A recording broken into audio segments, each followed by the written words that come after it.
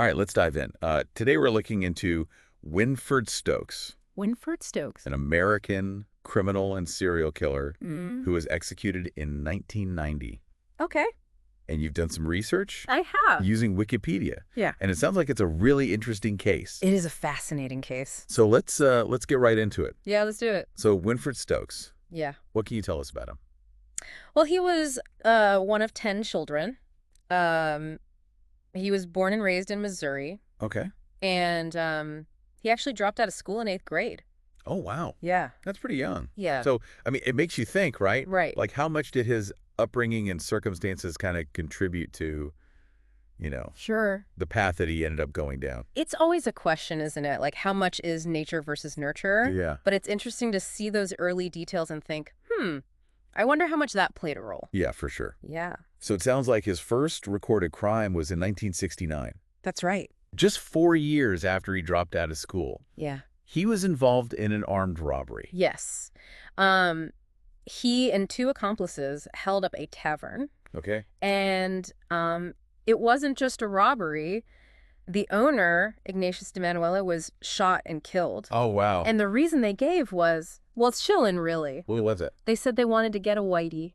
Oh, my gosh. It's disturbing, right? Yeah, it is. It adds a whole other layer to the crime. It really does. Yeah, Because it makes you think that maybe it wasn't just about the money, right. that there was something else going on there. Exactly. It speaks to maybe some of the racial tensions Uh, of the time, the societal unrest. yeah. This was more than just a robbery gone wrong. Right. So the case went to trial, It did. and they were convicted. They were. Yeah. Stokes ended up serving 9 years for manslaughter and some other felonies. 9 years. 9 years. For taking a life. It does make you think about the sentencing guidelines back then. It really does. Was 9 years enough? It's hard to say. It is. Looking back from today's perspective, Right. it almost doesn't seem like Enough. enough. But But it's also clear that those 9 years didn't exactly rehabilitate him. yeah, it sounds like just a few years after he got out, he was in trouble again. Yeah, in 1977, he attacked a 71-year-old woman, Ursi Lucas, during a robbery.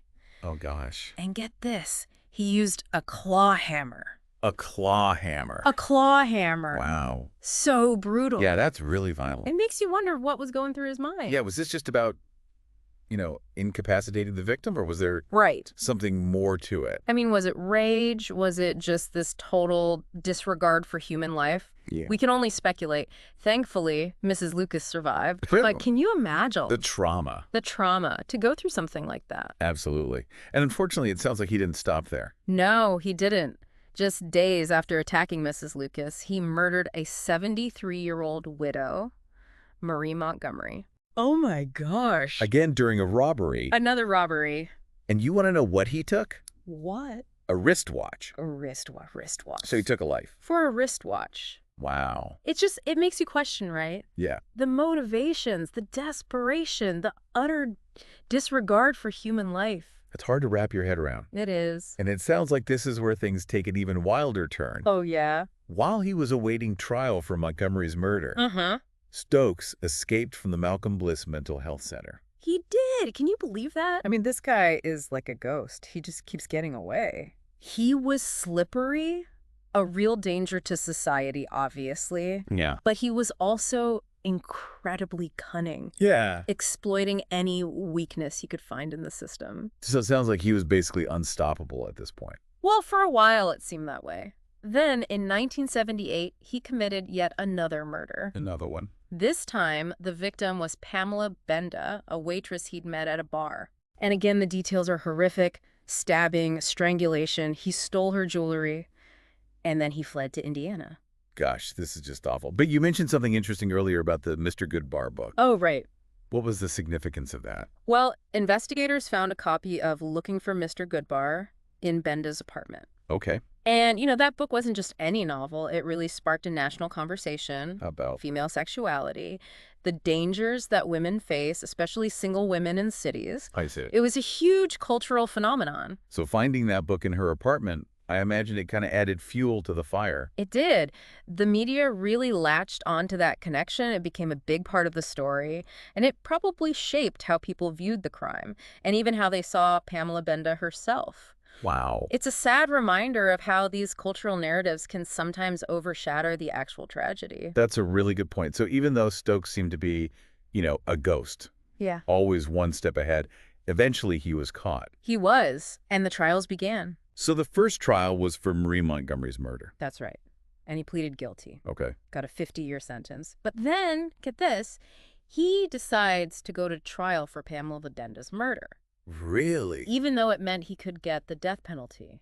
Why would he do that? I mean, he already had a 50-year sentence. It seems crazy, right? It does? But it was a calculated move. Okay, I'm listening. You see, getting another murder conviction would make it practically impossible for him to ever get parole. So even though he was facing the death penalty? He was playing the long game. Wow. It just goes to show, even when he was backed into a corner, Yeah. he was still thinking strategically.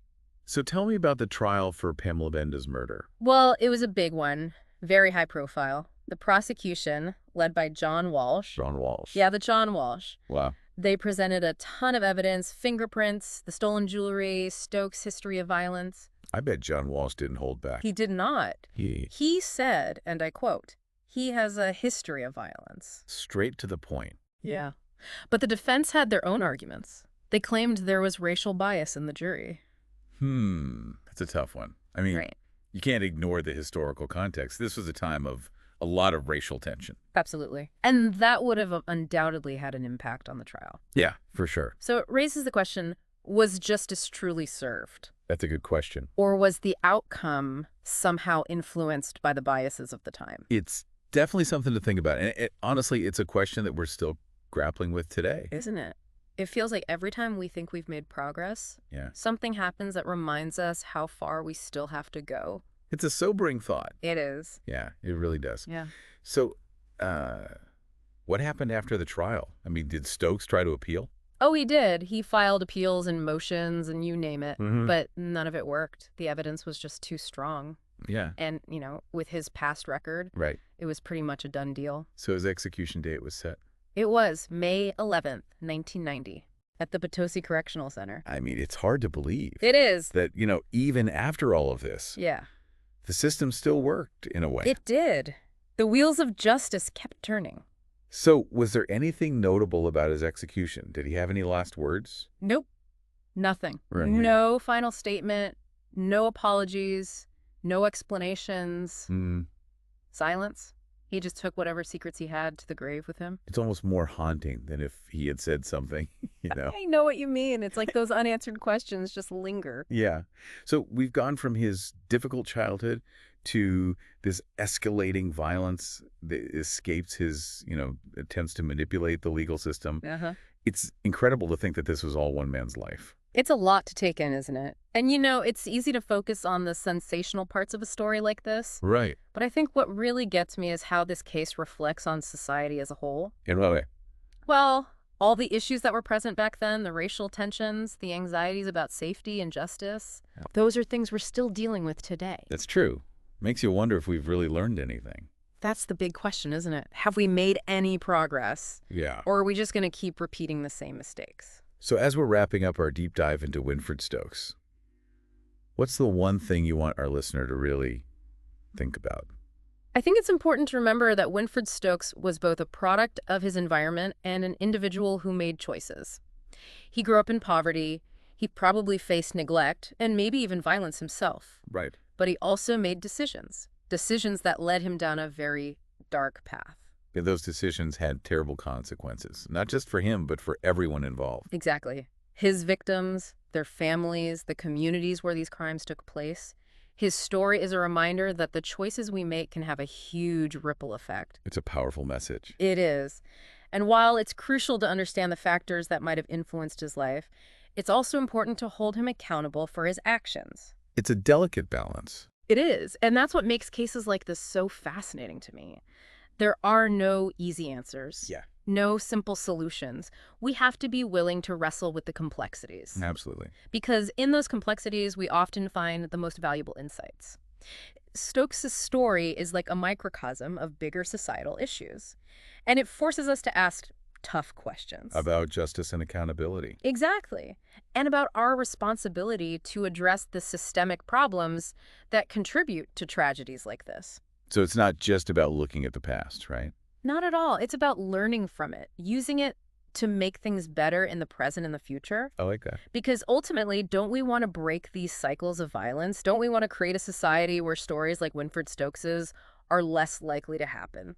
It's a lot to think about, you know? Is. Our listener out there has probably been on the edge of their seat this whole time. Hopefully. I mean, that's what we want. Yeah. To get people engaged, to make them think. Exactly. We're not just rehashing old news. We're trying to make these stories relevant to today. I like that, like holding up a mirror to society. Exactly. So what now? Where do we go from here? Well, the deep dive doesn't end here, right? What do you mean? There's always more to explore. True. I mean, maybe our listener wants to learn more about the justice system back then. Okay, yeah. Or how racial bias affects trials. That's a good point. I mean, there are books, documentaries, tons of resources out there. It's like peeling back the layers of an onion. Exactly. There's always something new to discover. And it's in those little details, those complexities, that we often find the most interesting insights. That's a great way to put it.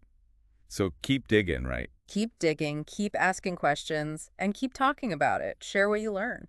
I love that. Well, that brings us to the end of our deep dive into the life and crimes of Winford Stokes. It's been a heavy one. It has. But important nonetheless. Absolutely. And for our listener out there, don't be afraid to ask those tough questions. Because that's how we learn, that's how we grow. Couldn't have said it better myself. Until next time, stay curious.